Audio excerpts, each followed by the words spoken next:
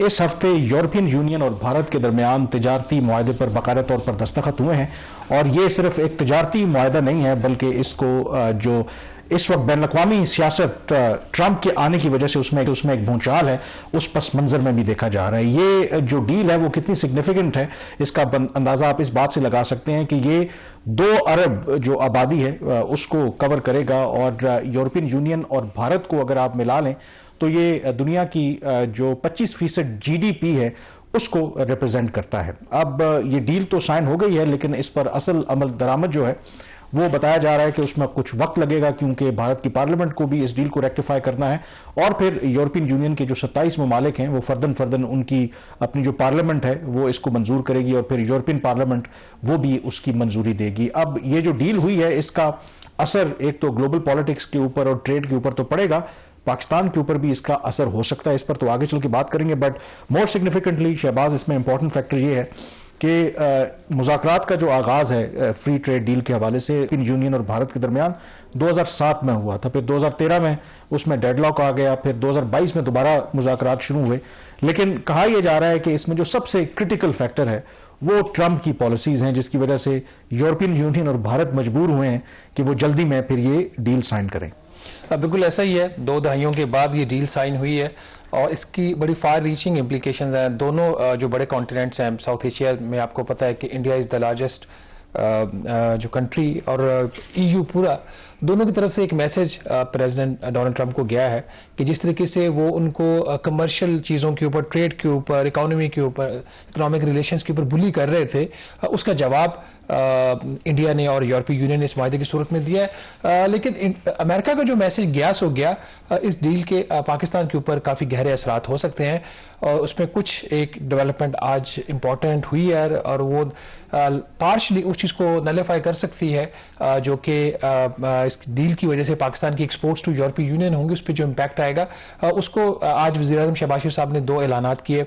उन्होंने पहले तो एक्सपोर्टर्स को बुला के उनको अवार्ड्स दिए, जो जिनकी एक्सपोर्ट्स पिछले माली साल में ज़्यादा रही, उनको टॉप 30 एक्सपोर्टर्स को उन्होंने जो है आज उन्होंने ट्रॉफीज़ दी, उनको 2 साल के लिए ब्लू पासपोर्ट का भी ऐलान किया। बट जो चीज़ इंपॉर्टेंट है वो ये कि जो बिजली की कीमतें हैं इंडस्ट्रियल कंज्यूमर्स के लिए, उसमें 4 रुपये फी यूनिट उन्होंने कमी का ऐलान किया। उसके बाद जो कर्ज मिलता है एक्सपोर्टर्स को, वैसे तो आपको पता है कि बावजूद इसके हर तरफ से पोजीशन हो रही है, स्टेट बैंक ऑफ पाकिस्तान ने जो इंटरेस्ट रेट है उसको कम नहीं किया, 10.5% है, लेकिन एक्सपोर्टर्स के लिए जो रीफाइनेंसिंग स्कीम्स है उसका रेट पहले ही 3%, जो भी स्टेट बैंक का रेट है उससे कम था, तो वो नेचुरली 7.5% था, उसको मजीद 3% प्राइम मिनिस्टर ने आज कम करने का ऐलान किया, तो 4.5% के ऊपर उनको कर्ज मिलेगा बैंकों से सिर्फ एक्सपोर्टर्स को, और जो इंडस्ट्रियल यूजर्स हैं उनकी जो बिजली की कीमतों में मजीद 4 रुपये फी यूनिट कमी है।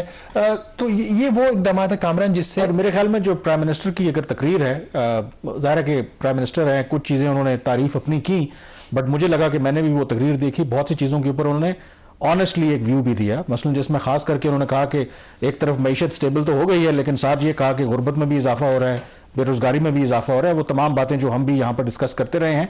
तो इट्स गुड कि एटलीस्ट अगर जो इक़्तिदार के ईवानों में बैठे लोग हैं, अगर उनको अदराक है एक इशू का, तो तब भी मसले के हल की तरफ जा सकते हैं। एक पार्शल एक रिलीफ जरूर मिली है, लेकिन ये एक मुकम्मल जवाब नहीं है। एटलीस्ट जो जिस तरह आपने कहा कि एक इशू को उन्होंने रिकग्नाइज किया और एक्सपोर्टर्स को भी उन्होंने रिकग्नाइज किया। अब बात करते हैं थोड़ी इसकी डील की, लेकिन उससे पहले जो चीज़ मुझे कामरान बड़ी हैरानगी हुई, हालांकि हमारे ये टॉप एक्सपोर्टर्स हैं और इनकी बड़ी कंट्रीब्यूशन होती है इकोनॉमी के अंदर। आपको पता है कि पाकिस्तान में एक भी ऐसा एक्सपोर्टर नहीं है जिसकी सालाना टोटल एक कंपनी की जो एक्सपोर्ट्स हैं वो $1 अरब से ज्यादा हो। नाज़रीन, ये चंद नंबर जो आज प्राइम मिनिस्टर की जो तकरीर उसमें भी आपने देखा होगा, वहाँ पे ये अनाउंस हो रहे थे। जो हमारा लार्जेस्ट एक्सपोर्टर है दुनिया का, जिसको जो पाकिस्तानी एक्सपोर्टर है, उसकी जो मैक्सिमम जो एक्सपोर्ट्स हैं पिछले माली साल में $616 मिलियन। उसके बाद जो दूसरे नंबर पे है एक्सपोर्टर, उसकी $560 मिलियन।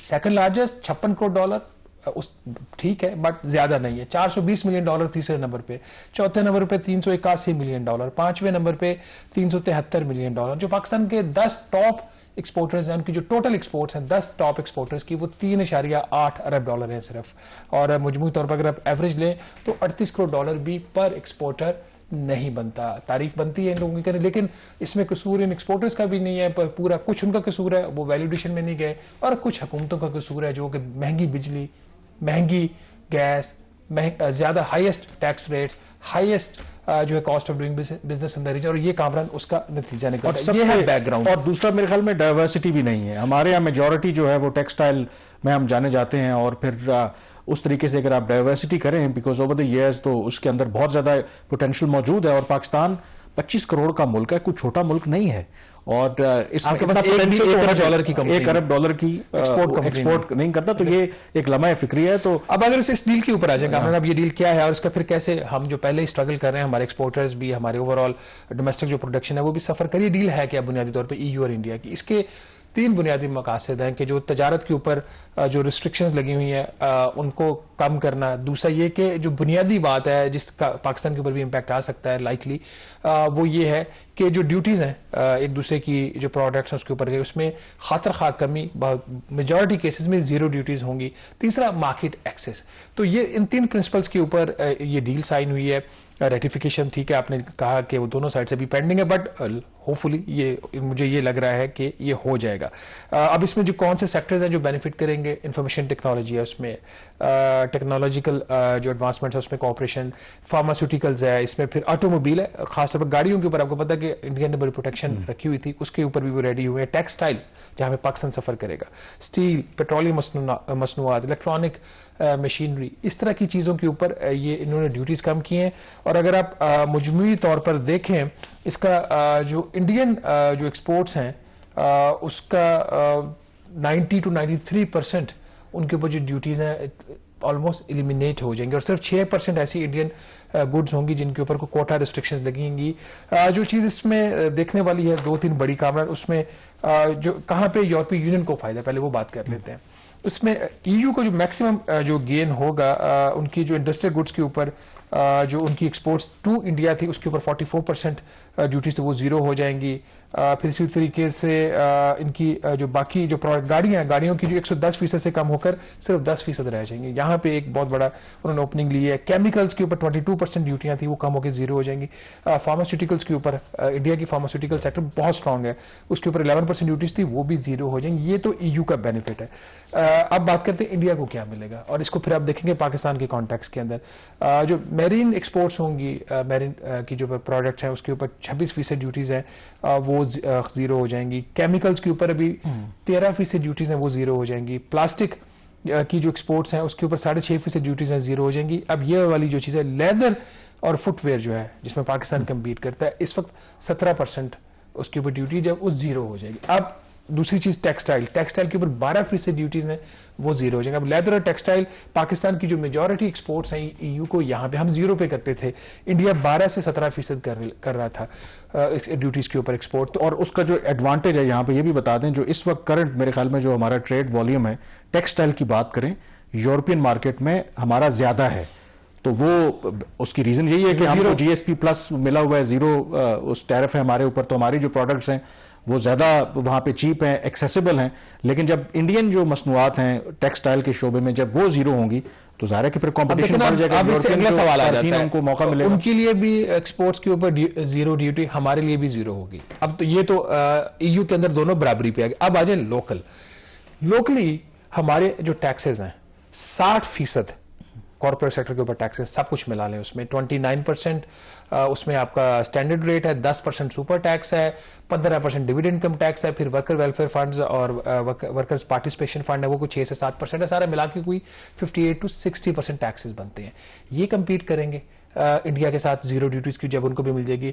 ہماری انرجی پرائسز آج پرائم منسٹر نے کم تو کی ہے بٹ پھر بھی کوئی 12 سینٹس کے قریب, 11.5-12 سینٹس ہے. انڈیا میں یہی پرائس 6 سے 7 سینٹس ہے.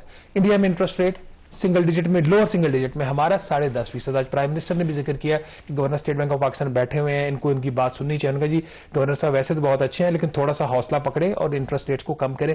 تو اب ساری بات آ جائے گی کہ پاکستان کی جو گورنمنٹ ہے وہ اپنی انڈسٹریز کو, اپنے ایکسپورٹرز کو کیسے کمپیٹیٹو کرتی ہے, اور دوسری سائڈ پہ انڈیا جو ہے وہ آلریڈی کمپیٹیٹو ہے, یہ بات ذہن میں رکھی جائے. اور انڈیا کی جو انویسٹمنٹ ہے ریسرچ اینڈ ڈیولپمنٹ میں بہت زیادہ ہے. پاکستان کی ہمارے جو ایکسپورٹرز ہیں وہ ایزی منی کمانے کی ان کو بھی عادت پڑی ہوئی ہے, کوٹاز کی, ڈیوٹی فری ایکسس کی. اب کمپیٹ کریں گے تو ان کو نقصان ہوگا. ایک جو رف ایسٹیمیٹ سامنے آیا ہے, اب حتمی بات تو ابھی جب ہوگی تو تب پتہ چلے گا, اگر ہماری کوئی $9 ارب کی ایکسپورٹس ہیں یورپی یونین کو, جو 2024 کا سال تھا کیلنڈر ایئر, تو وہ اس میں کہا جا رہا ہے کہ کم از کم 20% کا ڈینٹ پڑے گا, which is quite a big number. اگر $1 سے $1.5 ارب آپ کی ایکسپورٹس EU کو کم ہو جاتی ہیں, امریکہ میں ہم اس طریقے سے ابھی بھی کامیاب نہیں ہو پا رہے. اوور آل ہماری جو ایکسپورٹس ہیں پہلے 6 ماہ میں وہ آلریڈی 9% کم ہو چکی ہیں. تو اس کانٹیکس میں اگر دیکھیں تو یہ ڈیل ہے یہ بہت بڑا ایک چیلنج ہے, اور جس کے اوپر جو چیلنج آئے گا وہ جب ہماری یہ والی جو ڈیوٹی فری ایکسس اسکیم ختم ہو رہی ہے, دسمبر 2026 کی آخری سال ہے, 2027 کے لیے میں اگلی GSP+ کی اسکیم آئے گی, اس کے لیے پاکستان کوالیفائی کرتا ہے یا نہیں کرتا, that has to be seen. اگر کوالیفائی کرتا بھی ہے تو جو میری اطلاع, بلکہ آپ کو بھی اس چیز کا پتہ ہے, آپ اس وزٹ میں ہمارے ساتھ تھے, کہ جب برسلز گئے تھے 2 سال پہلے, تو پھر ایک ایکشن پلان بھی اس کے ساتھ آ سکتا ہے, like the FATF action plan. تو اس ساری صورتحال میں ہمارا جو ہیومن رائٹس کا ریکارڈ ہے وہ سب کے سامنے ہے. ہیومن رائٹس کا ریکارڈ پاکستان کا اچھا نہیں ہے. اور ڈیل کے جو EU اور انڈیا کی جو ڈیل ہوئی ہے اس کے دوسرے ہی دن یورپین یونین کے جو امبیسڈر ہیں پاکستان میں اپنے وفد کے ساتھ پرائم منسٹر شہباز شریف سے ملے ہیں, تو آئی بلیو کہ وہ تمام ایشوز پہ بات ہوئی ہے. اور اس کے ایک اور جو پولیٹیکل اور جیو اسٹریٹجک اینگل آپ نہیں سمجھ رہے, اس کے اندر ظاہر ہے کہ جب 2 ملک یا جو 2 بلاک بھارت اور EU کے درمیان اتنا بڑا یہ اب معاہدہ ہوا ہے, تو بھارت کو آپ کو پتا ہے کہ ایک بہت بڑی پھر لیوریج ملے گی. یورپین یونین اگر آپ دیکھیں تو ابھی امریکہ کے ساتھ تو ہمارے تعلقات بے شک اچھے ہیں, لیکن ماضی میں جب بھی پاکستان انڈیا کا کوئی ایشو رہا تو یورپین یونین نے ہمیشہ کنسیڈریبلی ایک نیوٹرل یا آبجیکٹو پوزیشن لی پاکستان کو لے کر کے. لیکن جب بھارت اب اتنی زیادہ ان کی انگریس ہوگی اور وہ جو اگلا پروگرام کی بات کر رہے ہیں, تو آئی ایم ایبسولوٹلی کوئی سرپرائز نہیں ہوگا کہ بھارت اگر میک شور کرے, نمبر 1 کہ پاکستان اس GSP+ کا حصہ نہ بنے, پاکستان کو ہر طرح سے نقصان پہنچانے کی کوشش کی جائے. اگر پاکستان بنتا بھی ہے تو میک شور کہ ایسی کنڈیشنز ہوں تاکہ پاکستان کو وہ سکویز کر سکے. تو اس اینگل کو بھی پاکستان کو دیکھنے کی اس ساری صورتحال میں باقی ناظرین چیزیں کیا کرتے ہیں کیا نہیں کرتے, اٹس اے لانگ پروسیس کہ جب ٹیکسز آپ کے کم ہوں گی, بجلی کی قیمتیں جنرلی کم ہوں گی, کاسٹ آف ڈوئنگ بزنس جو ہے وہ بہتر ہوگی. ہماری جو بیوروکریسی ہے جس کے مائنڈ کے اندر یہ پرسیپشن ہے کہ ہمارا جو کاروباری شخص ہے وہ چور ہے, جب تک یہ چیزیں ٹھیک ہوں گی وہ تو بات کی بات ہے. اگر ایک سخت ایکشن پلان آ گیا جو GSP+ کا اگلا راؤنڈ آئے گا اس کے لیے, تو پھر کیا ہم اس کے لیے کوالیفائی کریں گے؟ اگر ہم آج کی تاریخ میں دیکھیں, ہیومن رائٹس کا ریکارڈ پاکستان کا ٹھیک نہیں ہے, یورپی یونین اس کے اوپر اسٹیٹمنٹس دے چکا ہے, فریڈم آف ایکسپریشن کے اوپر اسٹیٹمنٹ دے چکا ہے, رول آف لا کے اوپر جو ہے وہ بہت بڑے سوالیہ نشانہ تھا. IMF کی رپورٹ آپ کے سامنے, یہ وہ سارے ایشوز ہیں, اور ان کا کیا امپیکٹ ہوگا پاکستان کی اکانومی کے اوپر, ہمارے ایکسپورٹرز کمپیٹ کر پائیں گے یا نہیں کر پائیں گے, اس کے اوپر بات کریں گے چھوٹی سی بریک کے بعد.